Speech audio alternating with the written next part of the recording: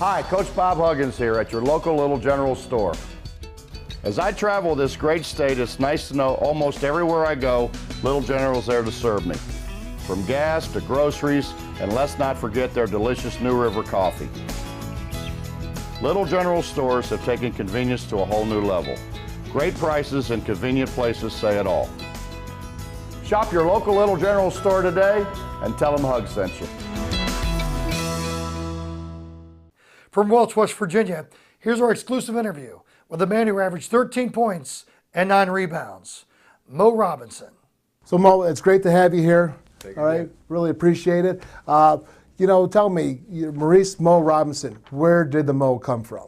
When I first came to WU, Jack Fleming gave me that nickname Mo. In high school, my nickname was Tree because I was the tallest kid around.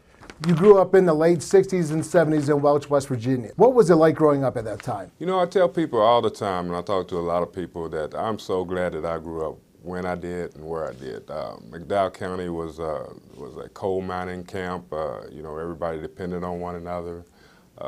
There wasn't a lot of racial tension. I'm just happy to be from there, and I tell people that all the time. Okay, so now you've accepted to come to Morgantown and play WVU basketball. What were your first impressions when you came up to Morgantown your first year here? Morgantown was a lot different than Welch. I can remember coming into town, and we were going to go out one night. We were going to go down to the local bar, some teammates of mine, and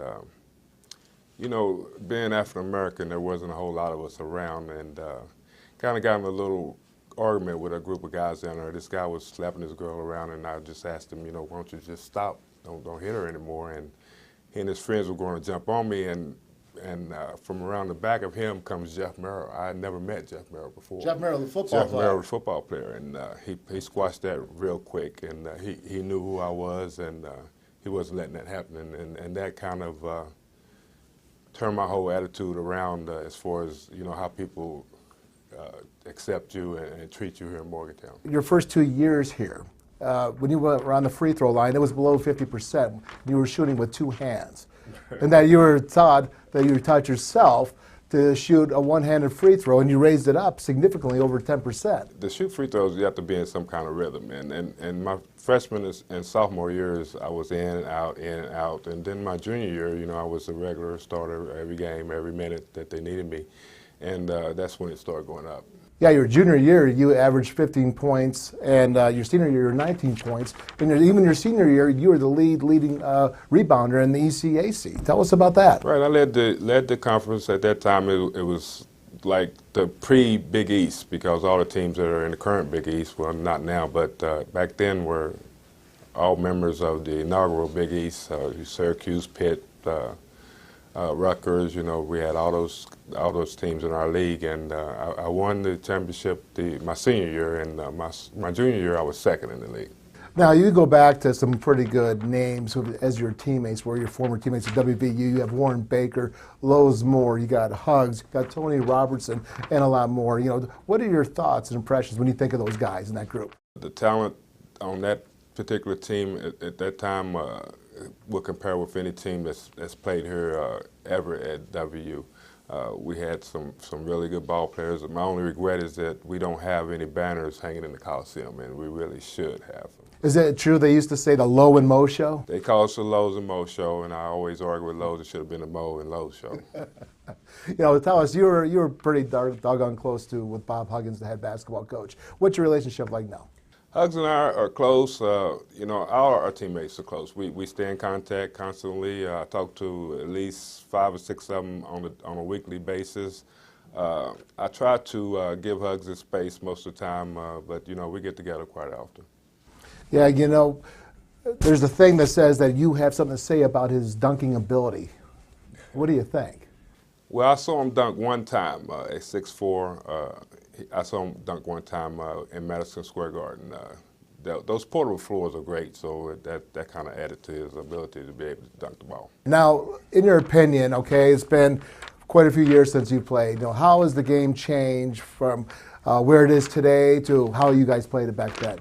Well, I think the game that we played, it was a lot more physical. Of course, you had 2 referees. Today you have 3. You could get away with a lot lot more inside. So it was a lot more physical. The AAU circuit has gotten so big. I never even played an AAU game until my senior year of high school. I never even knew they had AAU. But now these guys play from 10 years old to 17 years old, and they play every day. So they get a lot more attention, and they develop their skills a little bit better. I learned how to play on playground. So that's the biggest difference. You've been, like you said, in the ECAC, the Atlantic 10. You've seen the Big East. You know, what are your thoughts going into the Big 12? Well, anytime there's a change, there's going to be some adjustment period, and I think that's what we're going through right now, is just getting adjusted to the different styles of play in the Big East opposed to the Big 12. And I think they'll be okay. You got to give Huggins a chance. You got to have faith in him. I have total confidence that he'll get this team turned around sooner than later. You were inducted in the 2012 Hall of Fame, representing WVU basketball, 1975 through 78, four-year letterman, man. How awesome was that? That's awesome. To think about WVU playing basketball for well over 100 years, and to be one of the basketball players inducted into the Sports Hall of Fame, I think that was the 22nd or 23rd one. That's really an honor to be chosen in that group of people. It's just overwhelming. What does it mean to you, Maurice Robinson, to be a WVU Mountaineer? Once a Mountaineer, always a Mountaineer. I'm proud to be a Mountaineer. I'm proud to be a West Virginian. I'm proud to be a McDowell Countyan. It just means everything to me and my family. I have three kids. They all have degrees from WVU. My family has lived in Morgantown since I graduated from school, so that kind of tells you the way I feel about Morgantown and West Virginia University. Well, I'll tell you what, Morgantown and WVU University feels the same about you, Mo. Thank you. Appreciate it. Join us next week as we take you behind the scenes during reunion weekend. Some of the greatest players in West Virginia basketball history will be on hand, and we'll have them for interviews, exclusive footage, and so much more. Thanks again for watching the Varsity Club Alumni Spotlight, brought to you by Little General. We'll see you at the game.